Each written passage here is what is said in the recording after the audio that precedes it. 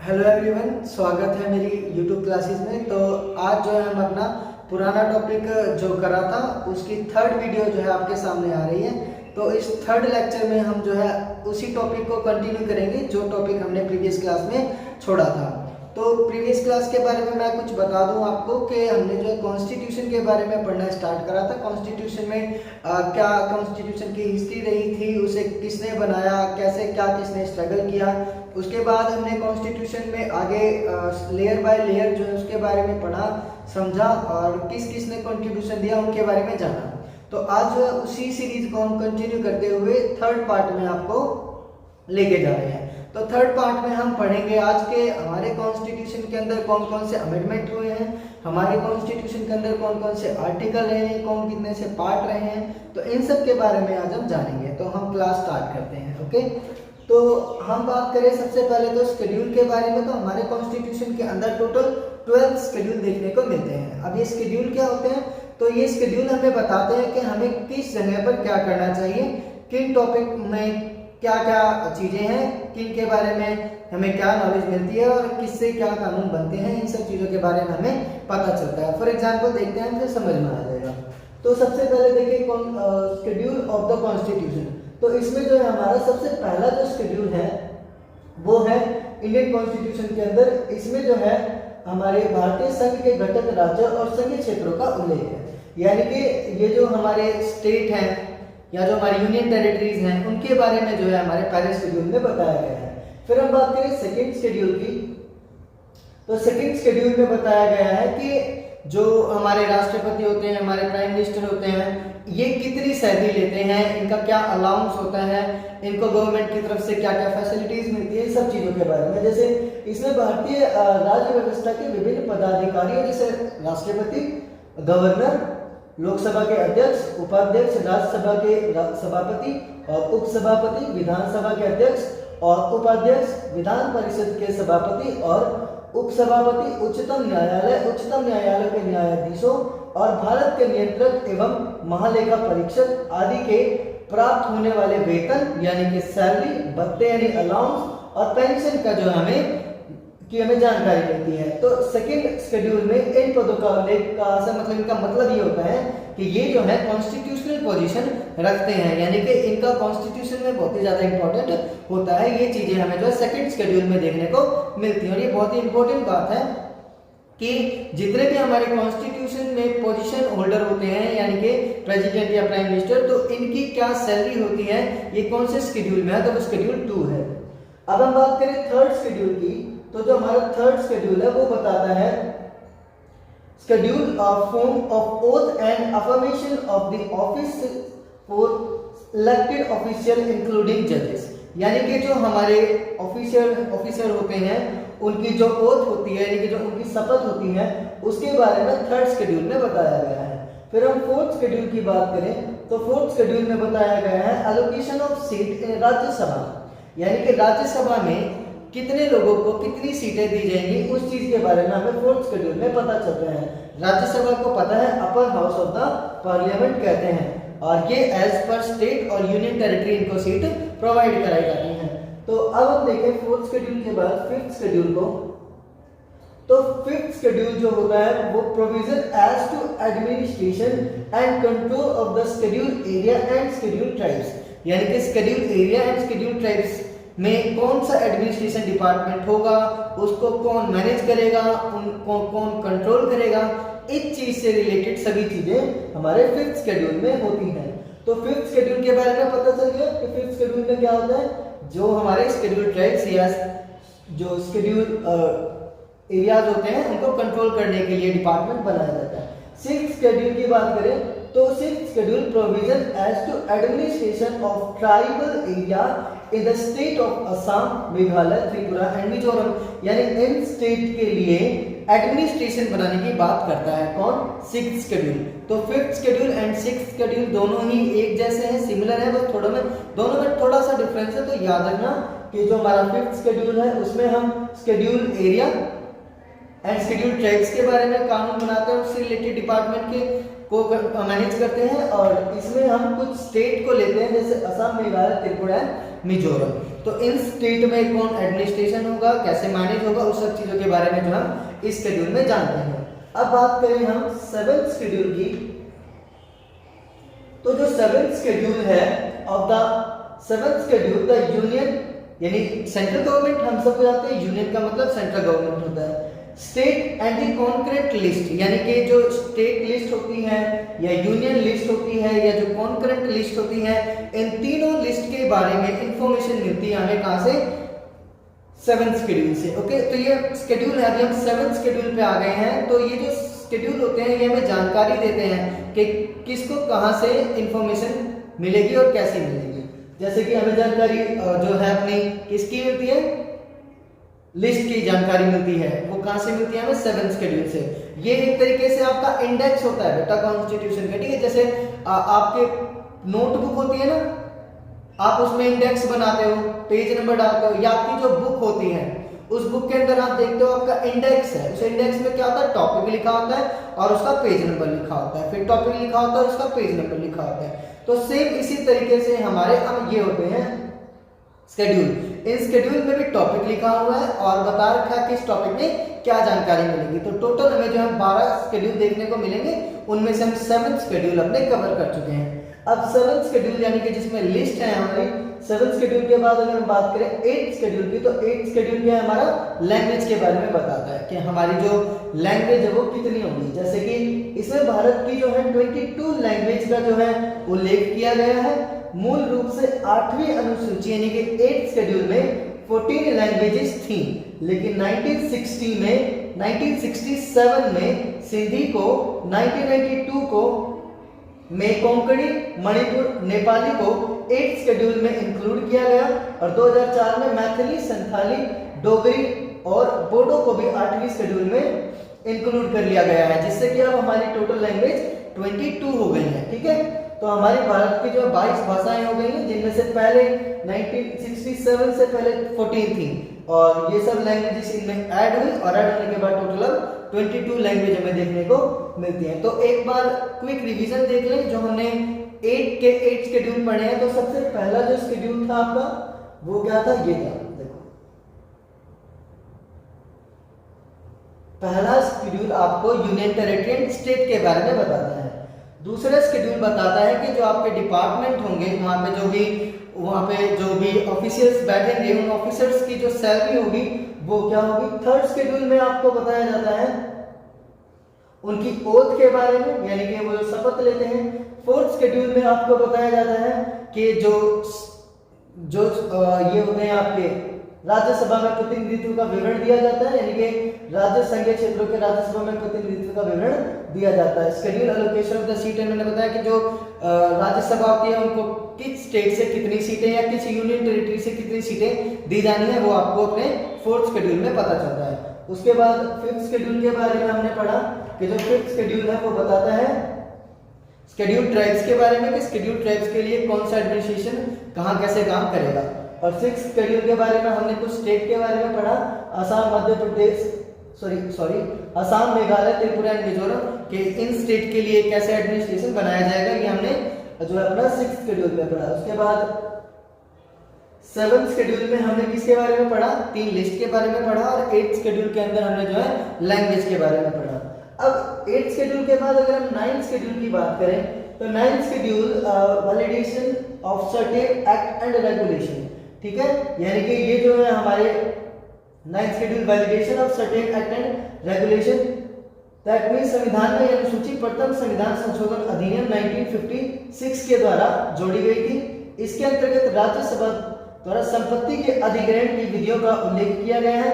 इस अनुसूची में सम्मिलित विषयों को न्यायालय में चुनौती नहीं दी जा सकती। वर्तमान में 284 अधिनियम ही हमारे हैं 9th शेड्यूल के अंदर।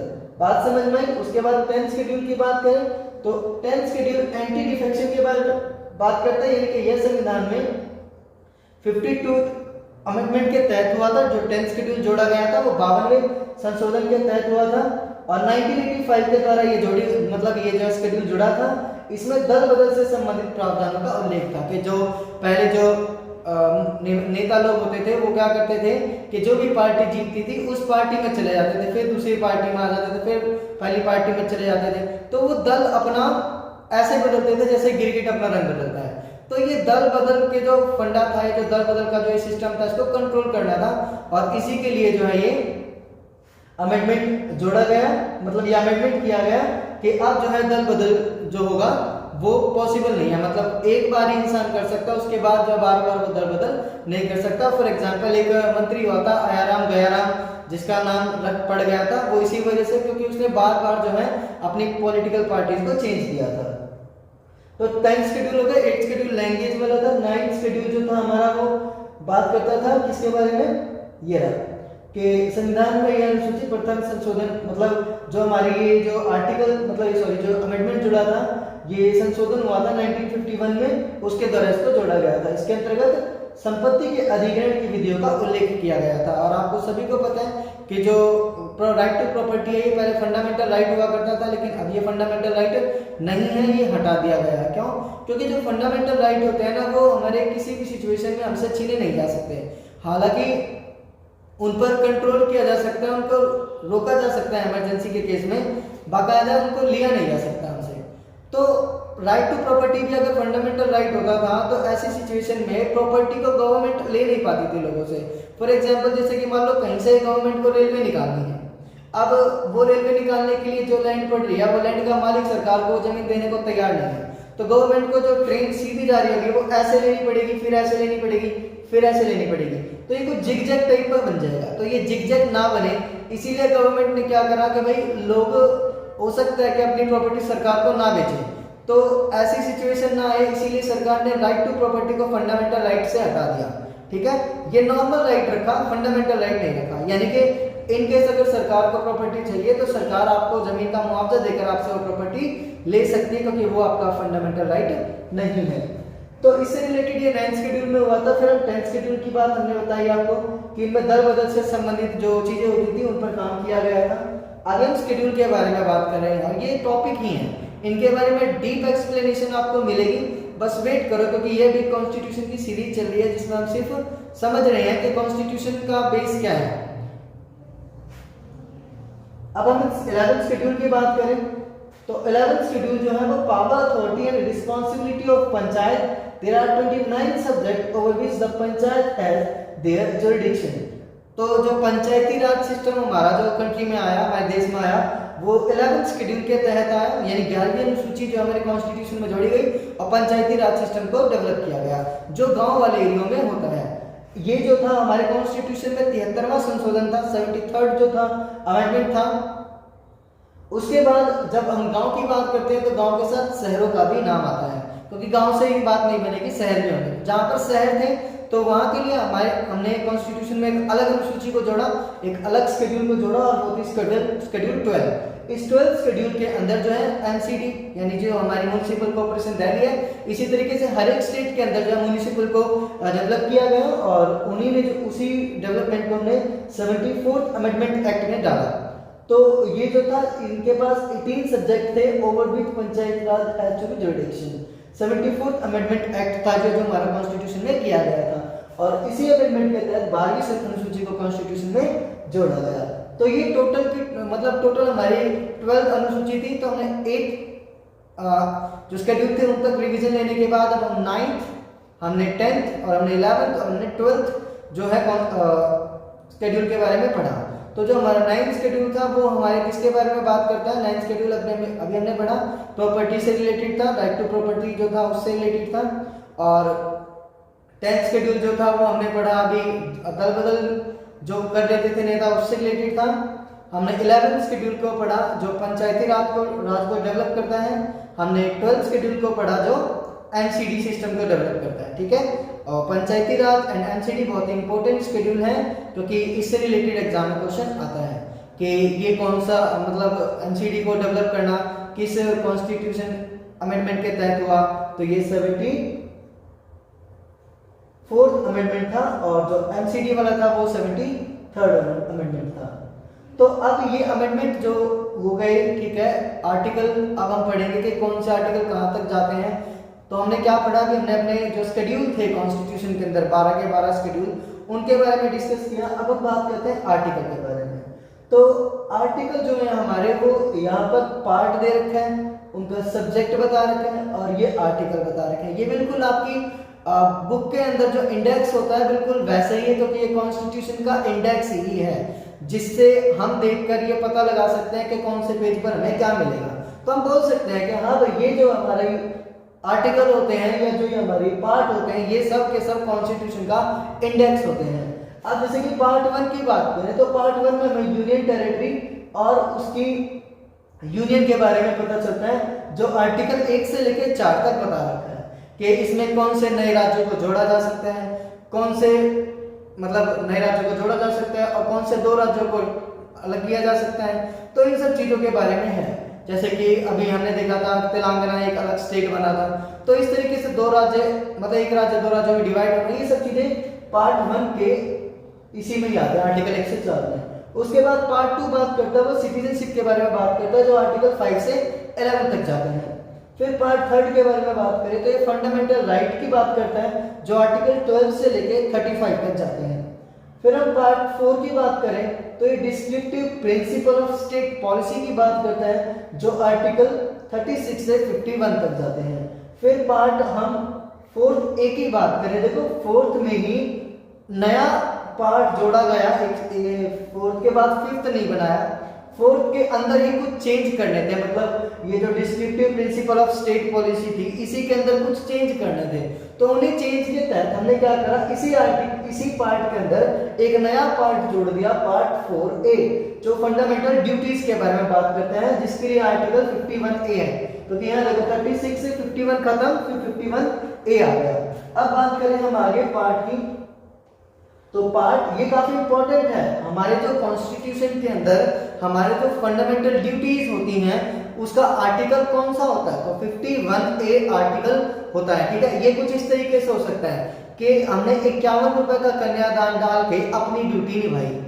ठीक है, जैसे याद ना रहे, अपनी ड्यूटी निभाई 51 रुपए का डोनेशन देके, ऐसे भी याद रख सकते हैं। तो 51 रुपए का जो डोनेशन दिया उससे हमने ड्यूटी निभा दी। ड्यूटी से आगे फंडामेंटल ड्यूटीज, तो हमारी जो फंडामेंटल ड्यूटीज होती है उनका 51A आर्टिकल होता है।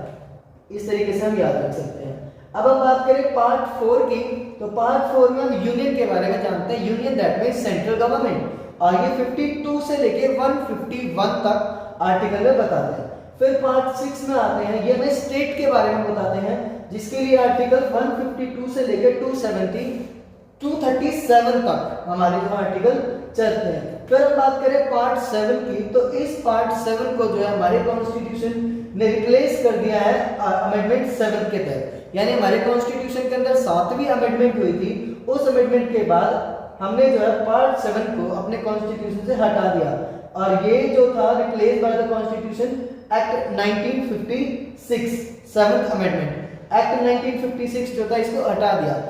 इसके लिए मैं स्पेशल वीडियो बनाऊंगा कि ये क्यों रिप्लेस किया गया, ये था क्या, क्योंकि इसमें जो था ना एक मतलब हिंट दे दूं तो मैं तुम्हें, ये था कि उस समय पर हमारे जो स्टेट थे वो अलग होने की बात कर रहे थे, और स्टेट जो थे वो लैंग्वेज के बेसिस पर बंटने की बात कर रहे थे कि महाराष्ट्र मराठी बोलने वाले लोगों का हो जाएगा, आंध्र प्रदेश अलग।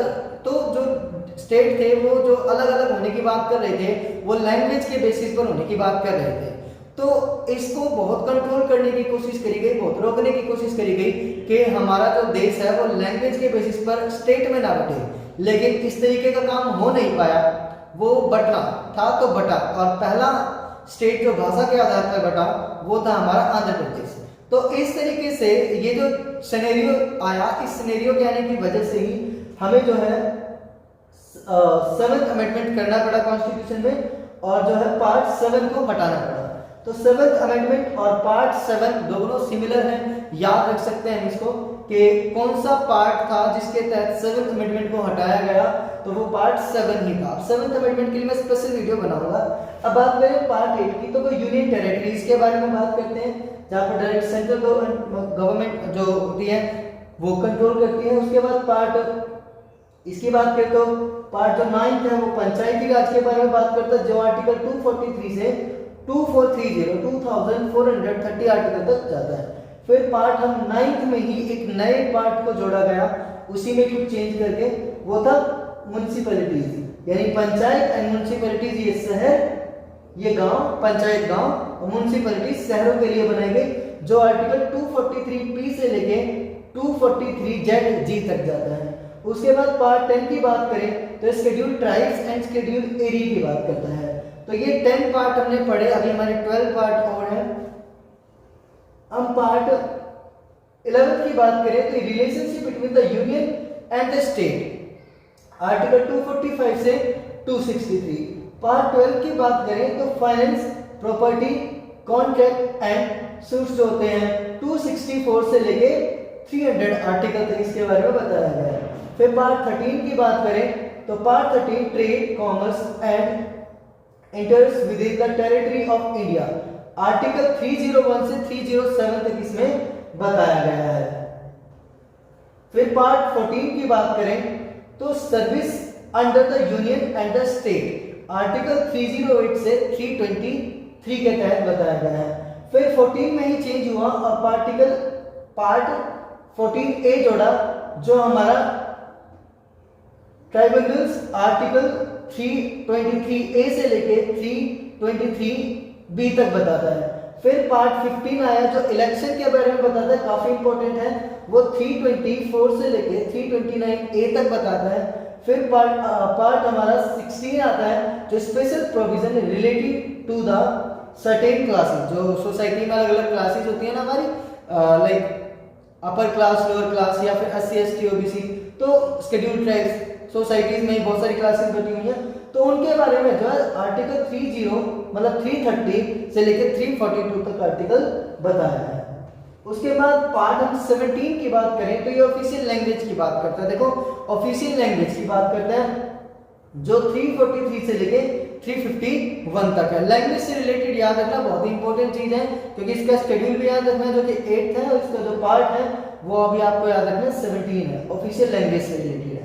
अब बात करें तो पार्ट 18 तो इमरजेंसी प्रोविजन के बारे में बात करता है, जो 352 से लेके 360 तक होते हैं आर्टिकल में।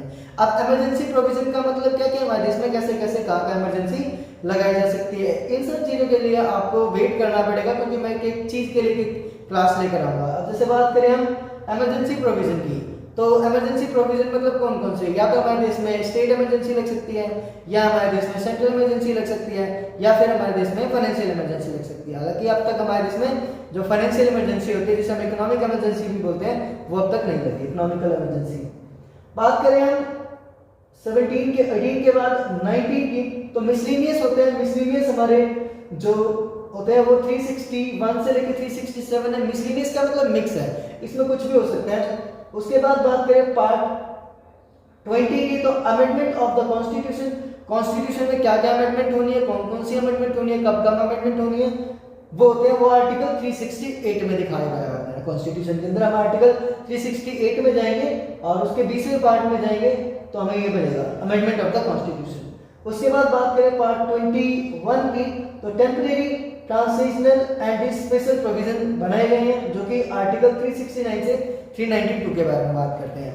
फिर बात करें हम आर्टिकल, जो हमारा पार्ट होता है 22, जो कि आखिरी पार्ट है, तो इस पार्ट में हमें short title, commencement, authoritative text in Hindi and repeats जो है वो मिले हुए हैं 393 से 395 आर्टिकल में। यानी कि कुछ एक चीजें जो रह गई हैं, या पूरे कॉन्स्टिट्यूशन के अंदर कहीं कुछ मिस हो गया है, या सडनली कुछ ऐड करना है, तो वो हम इसको पार्ट 22 में डाल देते हैं, क्योंकि ये लास्ट पार्ट है।